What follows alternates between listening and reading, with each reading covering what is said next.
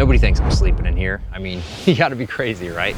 This is the Yamper, and this is my secret for cheap landscape photography trips. Let's dive in.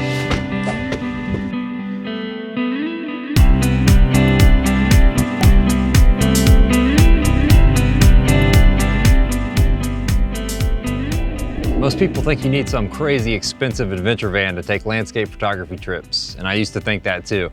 But then I built this, the Yamper. It's my tiny, stealthy, cramped home on wheels. She isn't pretty, but she gets me exactly where I need to be at 4 a.m. without a mortgage-sized payment. And today I'm gonna go over the build out, the things I had to think about and plan for, and how I stay sane in a space smaller than most people's closet.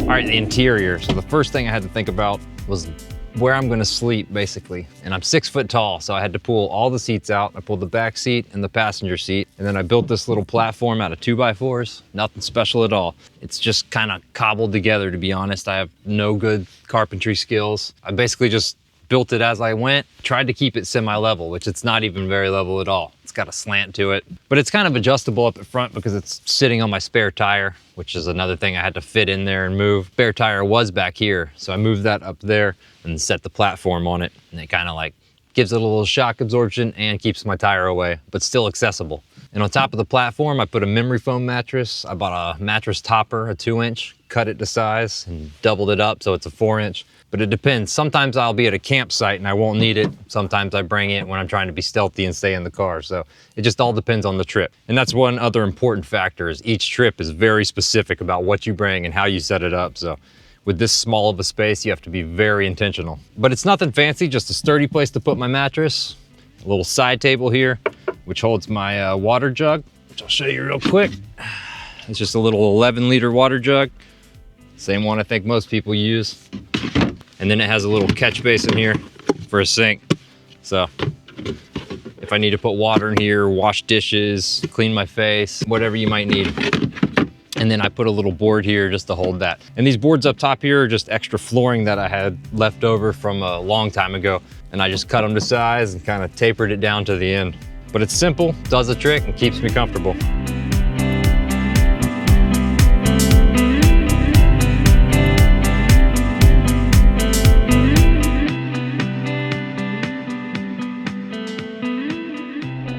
I also cut out this little spot to drop in this cooler, and this handles my cold food and drinks. You can get away with about 2 days of cold before you have to refresh it. But everything's a compromise. I have all the same functionality as a large vehicle or a large build out, but it's all very minimal and basic. You still have the functionality, but you have to deal with how minimal and small and cramped everything is.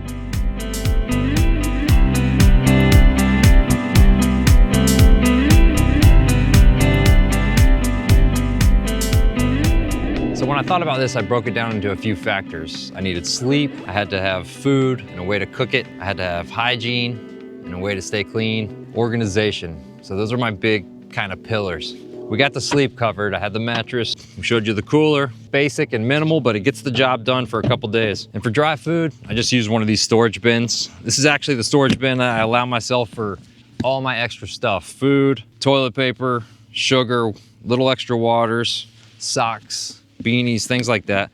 Anything extra that I need to bring. It even has my dish cleaning stuff. So I can only bring it if it fits in here. And as far as like my bathroom area, this is where this comes in handy. And I picked up this little case here. It hangs up, stays out of the way. And then when I need it, I can pull it down. It has my toothbrush, flossers, you know, toothpaste, everything you need. Band-aids, first aid kit. So all this stuff hangs up out of the way until I need it. Perfect. Right there. That's basically my food and kitchen area. Oh yeah, I'll show you one more thing. All right. So that's the stove that I use, the gas one. Just got it recently. My wife bought it for me. Thank you, babe. And before that, I used just a little propane screw-on Coleman one, but this is a nice upgrade. And that's it as far as my bathroom and kitchen area go. They're about that big. Well, there's one other thing I had to think about, and that's how I'm gonna recharge all my batteries, how I'm gonna power everything. And I would love to have a battery bank, but that's just gonna take up too much space in here. So Once again, I had to compromise. I just picked up this inverter. This is about 25 bucks and it allows me to charge everything I need. Plugs into my 9-volt and that does me well. I can keep them charged usually while I drive from spot to spot. And I also have a lot of extra batteries, so I haven't ran into many problems yet. And other than that, I have a small power bank for the field that I keep in my camera bag. And that allows me any quick charging I need if something like goes out, like my mics or anything that has to have a quick charge real fast. That pretty much covers me. Again, minimal, but balance, and it gets the job done. Real quick, let's go over privacy.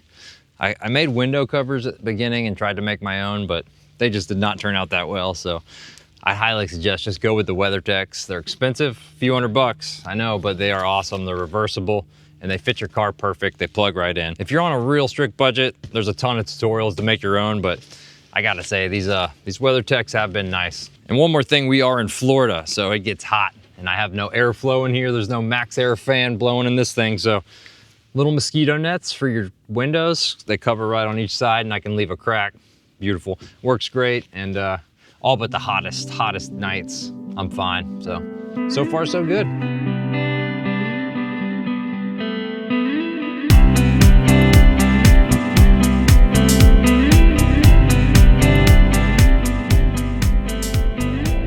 I also added these WeatherTech Rain Guards and they've been awesome. One of the worst things in these small, tiny cars is when they're in terrible weather, and as a landscape photographer, that's often. I had to add some rain guards just so that I could have some airflow, just breathe and be comfortable when it's raining out, and that's been a lifesaver.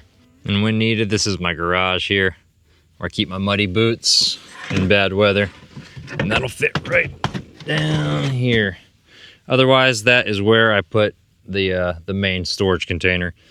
But if I have my little garage here, then I'll put the main storage container in the back where my bag is, and then put the bag on top of it. But it's way better room when I don't have this. But if it's muddy and crappy, then yeah, I'll take that. All right, let's wrap up with the pros and cons of the Yamper.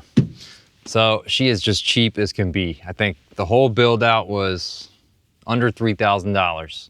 And that might sound crazy when it's just a platform and a cooler, but that's including the car. So when you factor that in, it's a pretty good deal. And yeah, I did get a hookup, so that's not a normal price, but I came across a great deal and was able to pick it up for very cheap. And then I think for $1,000 I added everything that I needed, and that included the WeatherTech window covers, the power supply, all the wood material, the water jug. I got a camp table.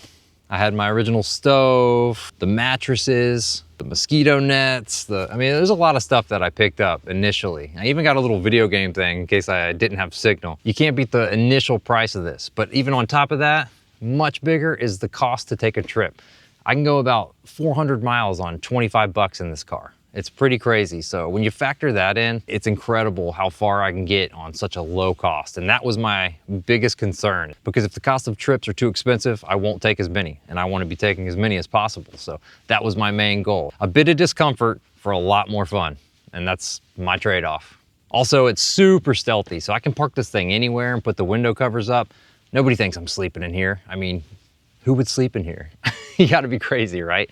So it's very stealthy, and I can sneak into some good spots if I have to and park, and nobody knows I'm there, and then bam, I'm out of there at 5 in the morning. Nobody knows, nobody the wiser, no harm, no foul. So it works great for stealth. The Yamper just gets me out there. Otherwise, I wouldn't be able to take half the trips I take. And it's so much fun to go out there and adventure, explore. It's like kind of the best part of photography, to be honest, is the journey, the adventure. The photos are awesome, but you really just got to take trips and grow and have a blast. And that's kind of the best part of the whole experience. So I wanted to take as many trips as I can, and the Yamper's how I do it. But the cons, she is so cramped, guys and girls. It is like hard in here. And you know, you usually want to be in bad weather, even worse. You're stuck in this little cube. Ooh, it's hard sometimes. If it rains straight for days, you feel every inch of that roof caving in on you. And also, because it's so low to the ground, there's absolutely no clearance. So not a lot of off-roading going on. Here in Florida, the forest roads are pretty well maintained for the most part, but there's a lot of spots that I can't get. And there's not a lot of snow driving. So like recently I wanted to go up and chase the snow up in North Carolina, but this vehicle is just not equipped for that. And I would have been probably in some serious trouble if I tried. So safety first, and know her limits, but she gets me there 90% of the time. The Yamper isn't for everyone. It's tiny, cramped, and you're gonna hit your head once or twice for sure. But for the sake of the shot, I wouldn't trade it for anything. If you're thinking about a micro build, just remember, it's not about the rig, it's about the freedom it gives you to create. Thanks for watching. Now let's go chase some light.